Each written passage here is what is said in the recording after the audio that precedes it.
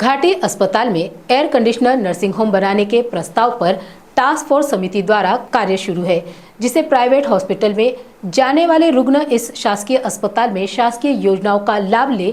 जिससे घाटी अस्पताल के महसूल में भी कुछ फर्क हो और इस नर्सिंग होम के पूरी कार्रवाई के लिए 1 साल से भी ज्यादा का समय लग सकता है, जैसी जानकारी शासकीय वैद्यकीय महाविद्यालय के अधिष्ठाता डॉक्टर शिवाजी शुक्रे इन्होंने मीडिया के माध्यम से दी है। सध्या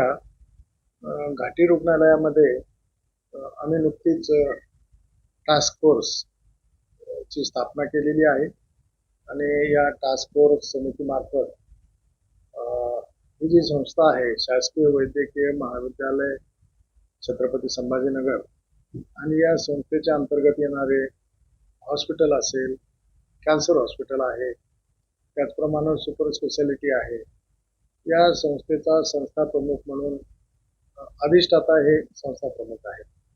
आणि त्यांच्या आधिपत्याखाली ही टास्क फोर्स समिती स्थापन केलेली। यामध्ये अनेक वरिष्ठ प्राध्यापक विभाग प्रमुख आहेत, आमच्या हॉस्पिटलचे सर्व उपाधिष्ठाता आहेत, त्यामध्ये वैद्यकीय अधीक्षक आहेत, त्याचप्रमाणे प्रशासकीय अधिकारी आहेत आणि सर्वांनी मिळून आम्ही असा निर्णय केलेला आहे की या संस्थेमध्ये ज्या काही गोष्टी आता एक 70 वर्षापूर्वीच्या ह्या तयार केलेल्या असून त्या आता लोकसंख्येच्या वाढत्या प्रमाणात अपुऱ्या पडत आहेत आणि त्यामुळं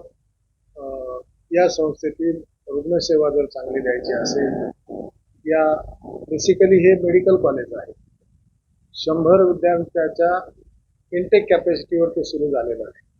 आज त्याची इनटेक कॅपॅसिटी जी आहे, क्षमता आहे, ती 200 MBBS विद्यार्थ्याची झाली। दरवर्षी आपल्याकडे 195 पीजीचे विद्यार्थी प्रवेश घेतात, तर त्यामुळं या ठिकाणी विद्यार्थ्यांच्या शैक्षणिक पाहिजे, या ठिकाणी नवीन नवीन प्रयोगशाळा झाल्या पाहिजे। आता सध्या बजाज हॉस्पिटलच्या CSR मधून आपल्याला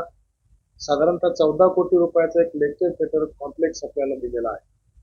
तर अशा काही सुविधा आपल्याला वाढवाव्या लागतील, ज्यामध्ये खाजगी रुग्णालयाशी जर स्पर्धा करून या संस्थेला शासनाच्या ज्या अनेक योजना आहेत, ज्यामध्ये महात्मा ज्योतिबा फुले जीवनदायी योजना जी आहे, तर त्याचे रुग्ण घाटी रुग्णालयात इन्फ्रास्ट्रक्चरची कमतरता आहे, स्वच्छतेमध्ये बऱ्याच अडचणी होत्या, आता त्यामध्ये आम्ही खूप सुधारणा केलेल्या आहेत आणि त्यामुळे येणारा रुग्ण हा खाजगी रुग्णालयात जातो आणि या सर्व योजनांचा फायदा हा खाजगी रुग्णालयांना मिळतो। त्यामुळे आम्ही जुना जो वार्ड नंबर 5-6 होता, तर त्या ठिकाणी आम्ही 100 खाटाचं एक अद्ययावत नर्सिंग होम त्या ठिकाणी करणार आहोत,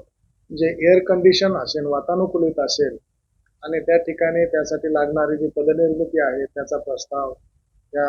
नर्सिंग होमचा प्रस्ताव आम्ही शासनाकडे पाठवणार आहोत। टास्क फोर्सने त्याला मान्यता दिलेली आहे। टास्क फोर्सच्या अनेक सदस्यांनी ती आपल्याला नर्सिंग होमची किती गरज आहे हे पटवून सांगितलेलं आहे। त्याचप्रमाणे बाकी काही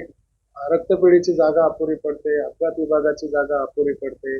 काही यंत्रसामुग्री आम्हाला पेट स्कॅन असेल, रोबोटिक सर्जरी ज्या गायनिकमध्ये असतात सर्जरी विभागात त्या करण्यासाठी लागणारं जे यंत्रसामुग्री असेल, काही नवीन CT स्कॅन आम्हाला घ्यावं लागतील, कॅन्सरला वेगळा CT स्कॅन लागेल,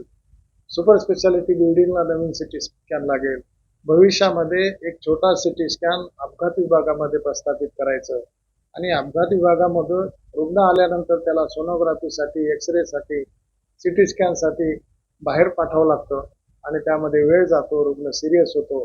हे सर्व टाळण्यासाठी या टास्क फोर्सच्या समितीनं सुचवल्यानुसार आम्ही ही सर्व सुविधा या नवीन ठिकाणी करणार आहोत, नवीन अपघात विभागामध्ये करणार आहोत आणि हे वातानुकूलित 100 बेडचं जे नर्सिंग होम आहे तेही करणार आहोत।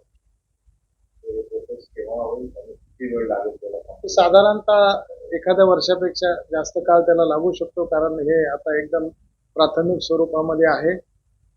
आत्ताच आपण याचा प्रस्ताव तयार करण्यासाठी बांधकाम विभागाला लिहिलेला आहे।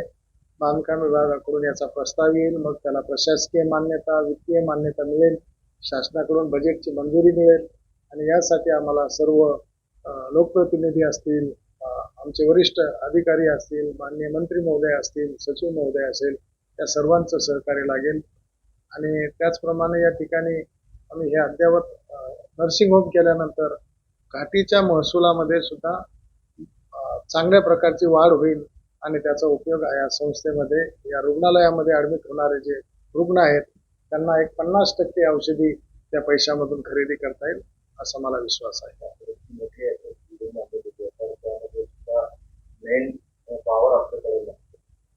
नाही, सुपर स्पेशालिटी बिल्डिंग ही आपल्याकडे झालेली आहे. त्यामध्ये केंद्र शासनाचा 60% हिस्सा आहे, महाराष्ट्र शासनाचा 40% हिस्सा आहे. 150 कोटी रुपये खर्च करून ती बिल्डिंग आपल्याकडे बांधण्यात आलेली आहे, यंत्रसामुग्री आलेली आहे. परंतु सध्या हे प्रकरण न्याय प्रविष्ट असल्यामुळं त्या ठिकाणी बाकीचा न्यायालयाचा निकाल आल्यानंतर आपण त्याविषयी जास्त बोलता येईल.